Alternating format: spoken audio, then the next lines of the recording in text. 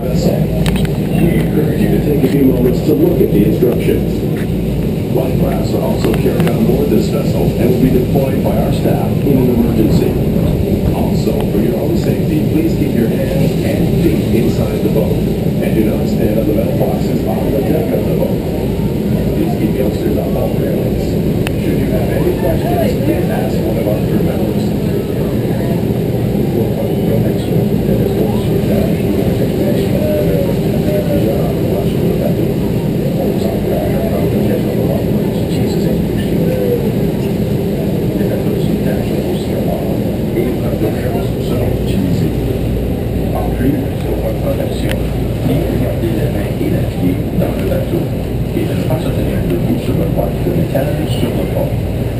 Ainsi, on vous prie de garder les enfants éloignés de personnel. N'oubliez pas de demander n'importe question. Les membres d'équipe sont toujours à votre disposition. Many of the Miss boats have been sailing at the borderline between the two friendly nations of the United States and Canada since 1846. The first Maid of the Miss was a coal-fired steamboat. The Maid of the Miss boats have carried presidents, kings, and countless other tourists from all over the world. Le bateau Maid of the Mist navigue la frontière entre le Canada et les États-Unis depuis 1846. Le premier Maid of the Mist était un bateau de vapeur qui brûlait au charbon. Les bateaux Maid of the Mist ont reçu comme passagers et les présidents et les rois, ainsi que les touristes du monde entier. The Big American Falls is 108 feet high, 155 meters. Also, the Rockies Mesa Falls fell during two spectacular rock slides in 1931 and 1954. 12,000 years ago, the falls were 7 miles or about 11 kilometers downriver at Lewiston.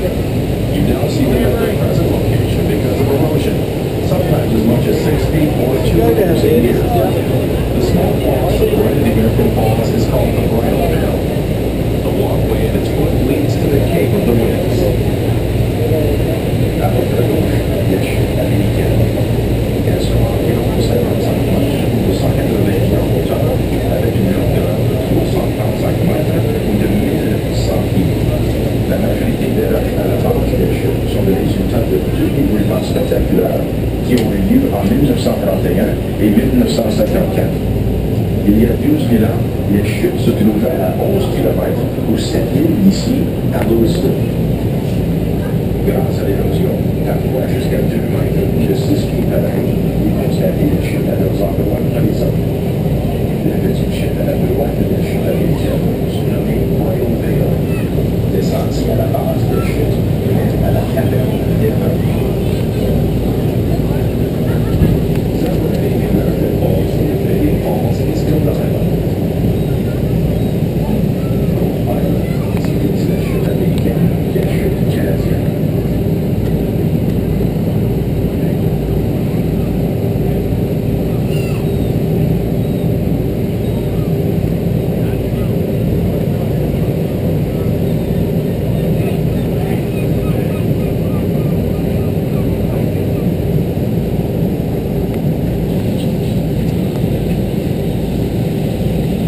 To the right is a large building. This is one of Canada's hydroelectric power plants. The amount of power that Niagara Falls could generate is equal to 12 million horses. Only about half of this is being used for electric power generation. It was here that mankind first transported electricity for a long distance. This historic event occurred in 1896. Electric power from the falls was sent a distance of 20 miles, or 32 kilometers, to Buffalo. La route de droite est un grand bâtiment. C'est à 100 grammes de l'électrique du Canada. Le montant de puissance que le chute Niagara pourrait produire est égal à 12 millions de puissance en chevaux. Seulement la moitié de ça est utilisée pour la production de la puissance électrique.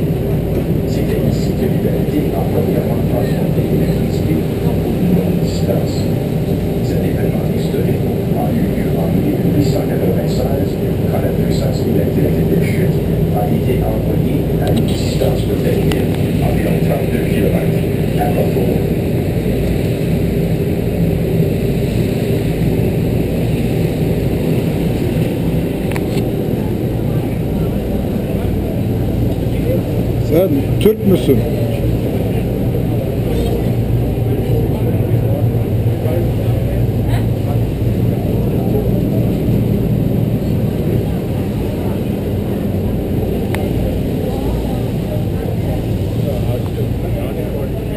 We are approaching the Canadian or Horseshoe Falls. This falls is approximately 170 feet or 52 meters high. Its brink is 2,500 feet or 760 meters long. Here, daredevils have made their bids for fame. The first, in 1901, was a schoolteacher named Annie Taylor. Originally recorded as 43, Annie Taylor was in reality 63 years old when she went over the falls in a wooden barrel and lived. In 1960, an almost unbelievable event occurred.